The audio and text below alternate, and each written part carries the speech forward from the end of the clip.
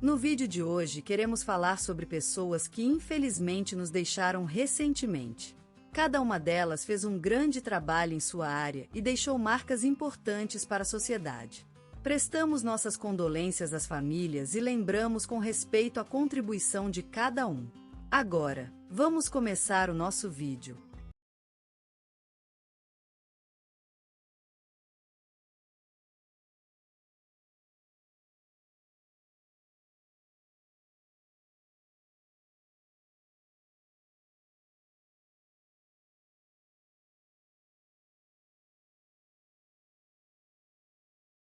Hoje, o Sr. Arthur dos Santos, um homem de vida sólida e cheia de conhecimentos, faleceu tranquilamente em sua casa no bairro da Lapa, em São Paulo.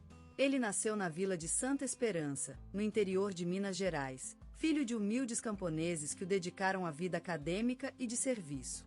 Arthur foi um médico generalista extraordinário. Com mais de 50 anos de atendimento ao povo brasileiro, ele se tornou conhecido como médico do povo por seu trabalho incessante em clínicas e postos de saúde em regiões afastadas da cidade. Ele recebeu a Medalha do Mérito Médico em 1984, reconhecendo o valor de seus esforços para a saúde pública. Ele é lembrado com afeição por muitas famílias que passaram pela atenção cuidadosa e amorosa do Sr. Arthur.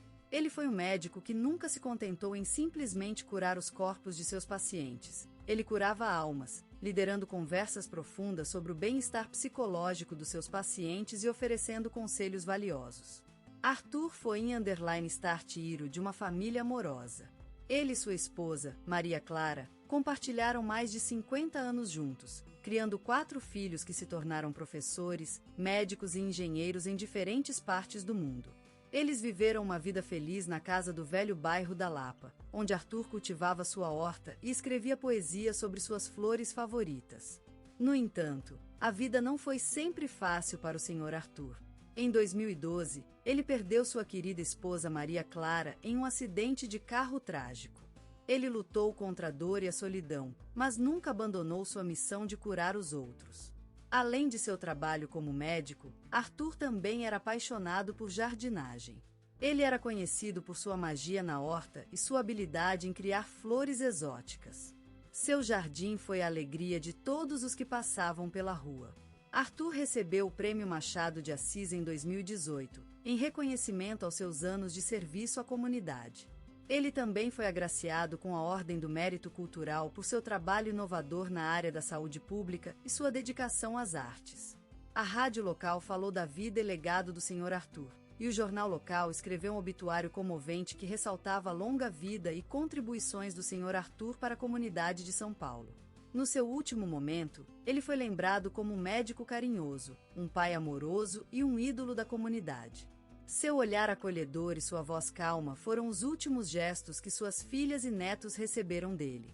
Ele deixou para trás uma vida marcada por amor, carinho e serviço aos outros.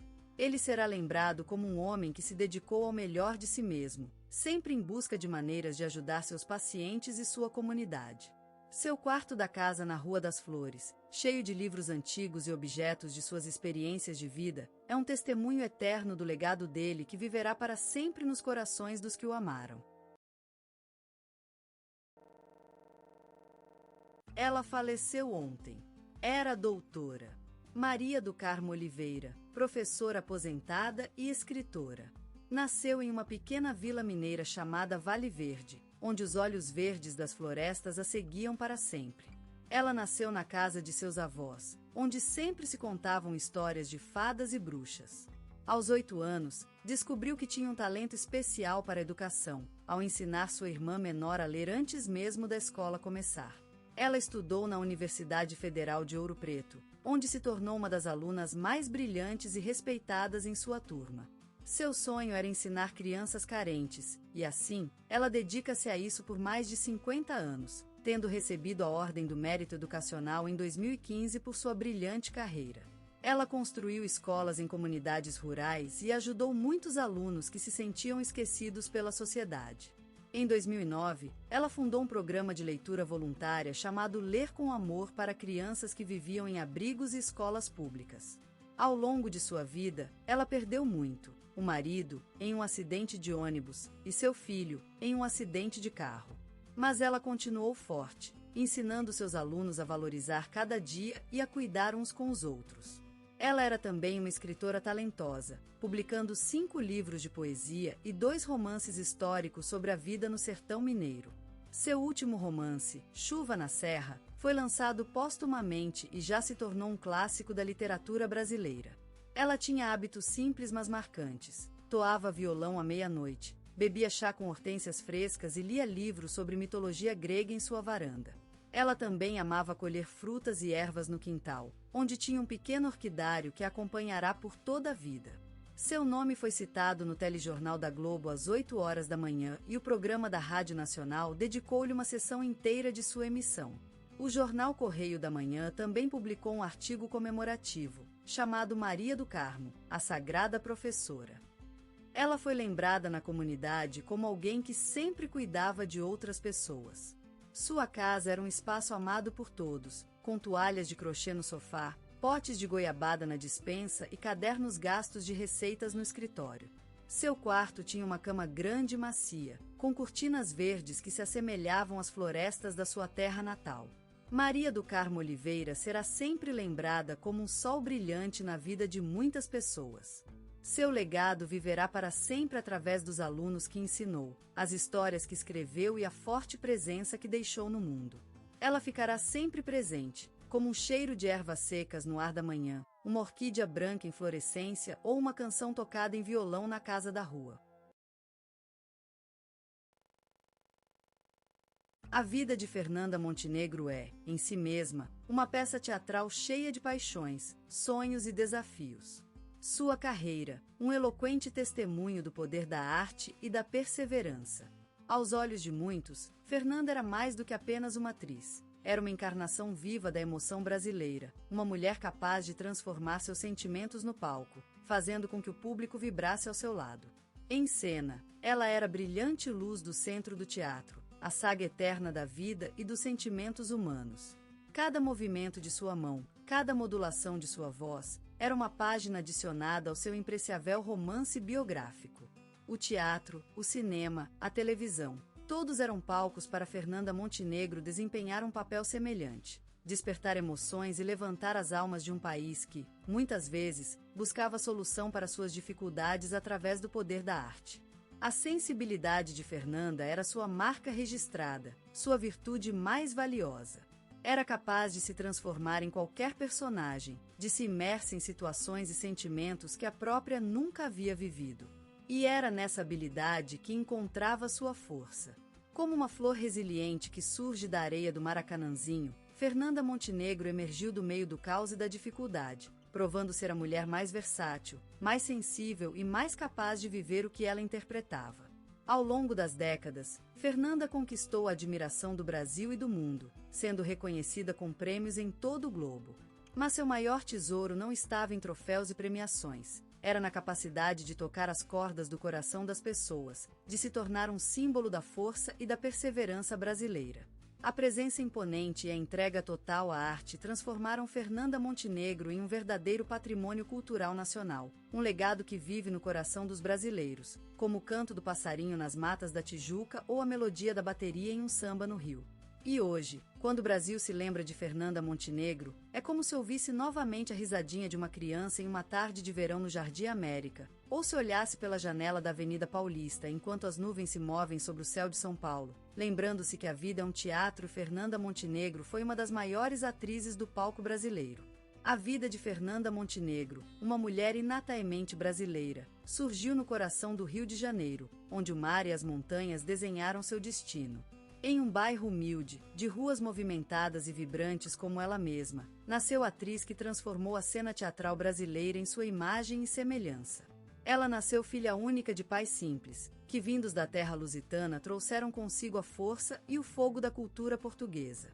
Criada naquele meio, Fernanda absorveu as tradições, os sons e as cores do Brasil, cuja diversidade cultural encheu sua infância de magia. Na casa dos Montenegro, sempre reinava a vida e o movimento, com visitas frequentes, brincadeiras, histórias contadas ao redor da mesa, onde se misturavam sabores de feijão com arroz e sopas de camarão. A casa era uma espécie de palco, onde Fernanda aprendeu a conviver com diferentes personagens, desenvolvendo um olhar astuto para o estudo das pessoas. Aos seus olhos, tudo era um espetáculo, e ela, desde criança, tinha uma fascinação pela literatura e pelas histórias. A voz do rádio, as sátiras de cartunistas, os romances que sua mãe lia em voz alta no quarto, tudo era materiais para suas imaginações desbocadas. As ruas da cidade eram seus palcos favoritos. Ao percorrê-las, Fernanda se transformava em uma menina maravilha, vivendo em cena e encenando peças ao lado de amigos e vizinhos. Esses momentos foram os primeiros passos para o seu destino como atriz. Curiosa, imaginativa e com uma forte vocação artística, Fernanda revelava-se ainda mais naquele ambiente vibrante da cidade do Rio de Janeiro, onde os sons das bossas, as ritmiadas batidas do samba e o futebol marcavam o ritmo da vida. A sua curiosidade pelo universo cênico já despertava, como um grito latente no vento marinho que abraçava a praia de Botafogo, onde passava horas observando as pessoas e suas histórias. Naquele Rio de Janeiro, Fernanda Montenegro nasceu e cresceu, sentindo-se como uma flor que surge na areia, impregnada das cores e dos aromas do Brasil. E é nesse meio vibrante que surgiu a atriz, transformadora da arte cênica brasileira. Na juventude, Fernanda Montenegro vivia emocionados dias, dedicando-se aos estudos e ao trabalho em rádio, onde começou a dar voz às personagens esquecidas e a lapidar sua interpretação. As ondas transmitiam, além das notícias e músicas, o canto da vida de uma mulher que se construía no meio do barulho da cidade. Como o sol nasce na terra caipira, Fernanda surgiu nas matas da capital paulista, em um mundo onde a vida era compartilhada por todos os presentes. A rádio, a Casa dos Sonhos, oferecia ao jovem talento um espaço para conhecer mestres do teatro brasileiro e encontrar o palco que se transformou em seu espaço de descoberta e afirmação. Em um país marcado pelas risadas e choros, Fernanda descobriu a força da voz e a beleza da emoção, esculpindo seus traços no teatro onde as coisas são mais reais do que o que é.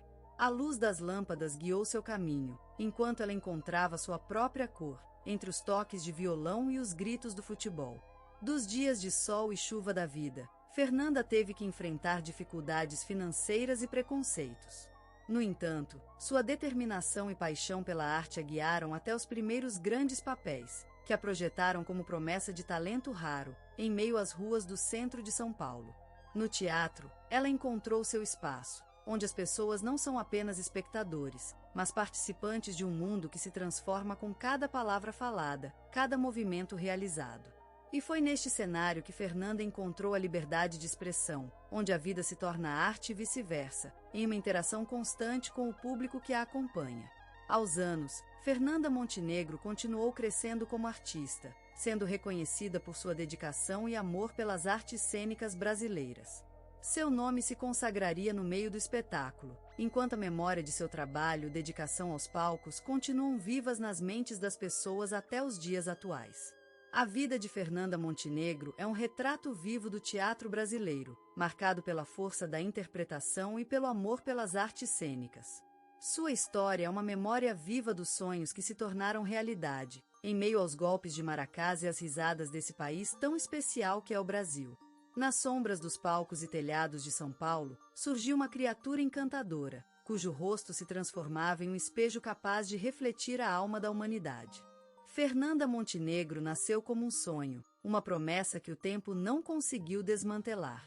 Na fase adulta, ela se solidificou como um monumento vivo, inabalável e indestrutível, cuja presença impunha respeito e espantos que tiveram a audácia de se atrevê-la a desafiá-la. No teatro brasileiro, Fernanda reinou com majestade, sagrando-se a rainha da palco. Os lábios delicados, capazes de mover montanhas com apenas um sorriso, se transformaram em um altar consagrado à arte dramática. Cada movimento, cada gesto, foi uma invocação ao divino, um ritual sagrado celebrado em homenagem às musas do teatro. No cinema, Fernanda Montenegro desempenhou papéis que transcendiam o simples exercício da atuação, se transformando em testemunhas da vida brasileira, de suas vicissitudes e dilemas. Central do Brasil, esse filme que a colocou no mapa mundial, foi um olhar ardente à realidade brasileira, um retrato cruel de uma sociedade que, apesar dos seus muitos males, era capaz de ressuscitar em cada golpete do sol nas ruas de um país que nunca dorme. E ela, Fernanda, foi a voz desse Brasil, o coração deste monstro complexo e fascinante que é nosso país. Na televisão, Fernanda Montenegro deixou marcas indeléveis em nossas almas, com personagens que se fundiram com a nostalgia e esperança do Brasil. A memória dos olhares deslumbrados pela magia da TV é um misto de lágrimas e sorrisos, uma dança entre a angústia e o prazer, a intensidade das emoções e a fragilidade humana. Fernanda, com seu brilho inegável, nos mostrou que a vida é uma festa complexa, emocionante e às vezes dolorosa, mas sempre magnífica. Mas além do sucesso e da fama, Fernanda Montenegro foi uma mulher que viveu seu ofício com verdadeira dedicação e excelência artística. A homenagem à primeira atriz latino-americana a integrar a Academia Brasileira de Letras é um testemunho dessa dedicação, desse amor que ela tinha pelo teatro e pela arte como caminho para se expressar e contribuir com o mundo. Fernanda, nosso sol e nossa luz, eternamente viva na memória dos brasileiros. Ela nasceu em um mundo sombrio, envelopado pela escuridão da noite brasileira, em uma cidade que dormia, mas ela sonhava. Uma pequena menina com olhos vívidos e cabelos morenos, brilhantes como a lua cheia em um verão brasileiro. Em seu interior, uma força indomável se escondia, pronta para ser despertada pelo toque da arte.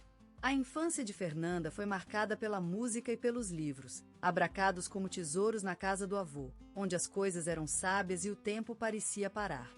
A voz das cantigas e a leitura de romances transportavam-na para outro mundo, distante da angústia da juventude. No entanto, ela aprendeu cedo que a vida é um teatro, com seus alvores e suas sombras, e decidiu dedicar-se à arte como meio de sobrevivência e de encontrar o sentido da existência. Na adolescência, a jovem Fernanda despertou para a verdadeira natureza do mundo adulto, marcado por dificuldades econômicas e pela luta constante pela superação. Mas mesmo assim, ela encontrava refúgio em seu amor pelas artes cênicas e literárias, que a consolavam no meio do caos e da incerteza. Como uma flor que resiste à seca, Fernanda desenvolveu sua habilidade artística, buscando constantemente novos caminhos de crescimento e evolução. A dramaturgia brasileira chamava, e ela respondeu com paixão e dedicação. Os palcos foram seu terreno sagrado, onde sua voz firme e sônica captivava o público e deixava-os deslumbrados. A presença de Fernanda era um mistério, uma força inexplicável que se manifestava em cada movimento, em cada palavra pronunciada com clareza e precisão. A vida dela não foi fácil, mas ela soube fazer da diversidade um catalisador de sua arte. A perseverança e a disciplina foram suas armadilhas, e o tempo se passou em busca da perfeição, sem que ela se cansasse